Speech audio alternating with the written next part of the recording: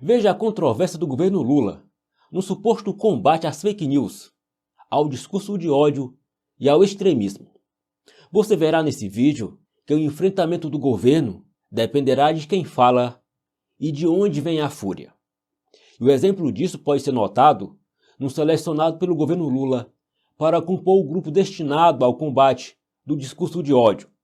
Estou me referindo ao famoso influenciador Felipe Neto, que coleciona postagens que parecem contradizer o propósito da seleta equipe montada por Lula. A nomeação do influencer foi publicada na quarta-feira 22, no Diário Oficial da União, em uma portaria assinada pelo ministro dos Direitos Humanos e da Cidadania, Silvio Almeida. Além de Neto, a ex-deputada e ex-candidata a vice-presidente da chapa do petista Fernando Haddad, em 2018, Manuela Dávila, também foi nomeada.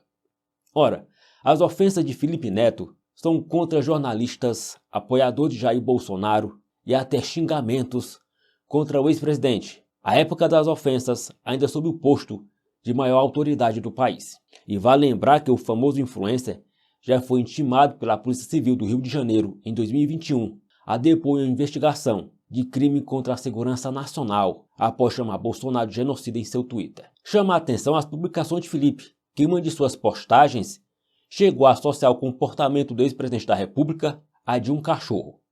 O influenciador também usa as redes sociais para atacar jornalistas, como foi o caso do comentarista esportivo Mauro César, que criticou as vaias dos torcedores do Botafogo do Rio de Janeiro, que ainda estava em formação no meio do campeonato. E não gostando do comentário, Felipe Neto descarregou a sua fúria em cima do jornalista. Além disso, o deputado federal Carlos Jordi fez questão de mostrar quem é verdadeiramente o youtuber Felipe Neto, ex-autoridade do desgoverno Lula responsável por erradicar o discurso de ódio, convidado para debater o tema na Unesco. Agora estamos salvos. O ódio do bem. É assim que vai funcionar a regulação das mídias sociais. Fake news e discurso de ódio dependerá de quem fala. O post do parlamentar traz a reprodução de uma mensagem de Felipe Neto nas redes sociais, como uma verdadeira sopa de xingamentos, desconexos e furiosos. O alvo do influenciador de crianças, obviamente, era o ex-presidente Jair Bolsonaro. Agora, imagine esse rapaz, sem qualquer noção da realidade, escolhido como novo censor oficial do governo Lula, analisando o que é e o que não é discurso de ódio nas redes sociais, propondo políticas públicas de direitos humanos para combater o discurso de ódio e determinando o que deve ou não deve ser censurado. Bom, enquanto o governo age na Unesco para tentar regular as redes sociais, aqui no Brasil, a justiça enrola e a PGR diz que denúncia contra o petista Arlindo Quinalha por corrupção e lavagem de dinheiro prescreveu. Pois é, a Procuradoria-Geral da República informou ao Supremo Tribunal Federal que o deputado federal Arlindo Quinalha, investigado por supostamente ter recebido quase 9 milhões de reais entre 2008 e 2014 em um esquema de lavagem de dinheiro com participação da construtora Odebrecht, velha conhecida nas páginas policiais por envolvimento no escândalo da Lava Jato, na construção da hidrelétrica do Rio Madeira, no estado de Rondônia, prescreveu.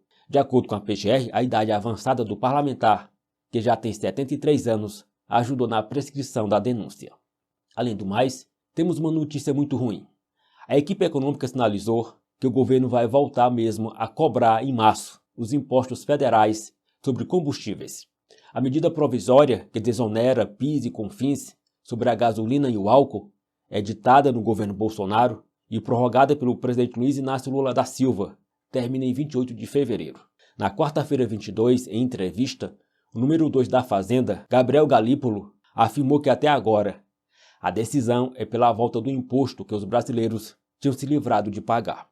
E nesta quinta-feira 23, o chefe do Centro de Estudos Tributários da Receita Federal, Claudemir Malaquias, confirmou que, conforme a MP editada pelo governo federal, no início de janeiro, a reoneração da gasolina realmente está prevista para o começo de março. Vale ressaltar que a desoneração de impostos federais sobre combustíveis foi aprovada no ano passado, durante o governo do presidente Jair Bolsonaro, a fim de conter a alta dos combustíveis. E a cólera do petismo contra os militares ainda não cessou. E a indicação disso é uma proposta de emenda à Constituição, que ataca os militares, cujo autor é o deputado federal do PT, Carlos Aratin. O deputado petista disse, em entrevista ao site Poder 360, que foi ao ar nesta sexta-feira 24, que eles não querem mais militares soltando a ordem do dia, fazendo avaliações políticas e nem publicando tweets, e que o Partido dos Trabalhadores quer a expulsão das Forças Armadas da política de uma vez por todas.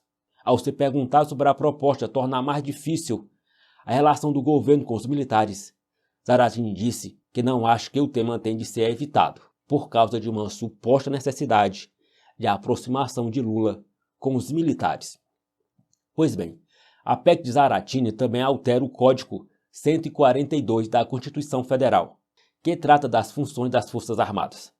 Pelo texto atual, qualquer poder pode requisitar os militares para assegurar a lei e a ordem. Se o texto passar, o seguinte trecho do dispositivo vai deixar de existir. E por falar em expulsão, o deputado federal Guilherme Boulos divulgou um vídeo em que reclama da expulsão de militantes sem terra de propriedades do Mato Grosso do Sul e em São Paulo. Em publicação em uma rede social, o parlamentar afirmou que supostas milícias montadas por fazendeiros tiraram na marra os invasores. Ouça. Oi, gente. Passando aqui para denunciar um fato extremamente grave que aconteceu nesse carnaval. Vocês devem ter visto, teve uma série de ações da Frente Nacional de Lutas, de Sem Terras, lutando por terra no Mato Grosso do Sul, em São Paulo. E em alguns lugares, como em Japorã, Mundo Novo, no Mato Grosso do Sul, em regiões do Pontal da Paranapanã, em São Paulo, os trabalhadores sem terra foram expulsos das terras por milícias. Milícias montadas por fazendeiros, muitos deles bolsonaristas, jagunços que se organizaram para tirar na marra os trabalhadores sem terra que estavam ali lutando por terra, lutando. Os sem terra denominam a onda de invasões nesta época do ano de Carnaval Vermelho. A Frente Nacional de Luta Campo e Cidade, liderada por José Rainha, ex-integrante do MST, concretizou mais de 100 invasões num período. Na semana passada, por exemplo, o grupo invadiu fazendas em vários municípios do Oeste Paulista. A Associação dos Produtores de Soja e Milho do Estado de São Paulo manifestou repúdio às invasões de terras no Oeste Paulista. A entidade informou que condena a violência, a relativação do direito de propriedade, a destruição de patrimônio e a barbárie de práticas criminosas que deveriam há muito ter ficado no passado. Além disso, a Associação dos Produtores solicita que as autoridades paulistas atuem de maneira firme e contundente no sentido de desmobilizar as invasões e criminalizar os líderes demais envolvidos nestes atos que atentam contra o Estado Democrático de Direito. Por fim, a associação considera que o crime, a desordem e a agitação podem conduzir o país ao caos. A Associação Brasileira dos Criadores de Zebu também se manifestaram contra a invasão de fazendas pelos sem terra. Conforme o grupo, os produtores rurais exigem respeito e solicitam que as autoridades federais e estaduais resolvam a situação e que o judiciário cumpra o papel de assegurar o direito de propriedade privada, tratando o fato com agilidade.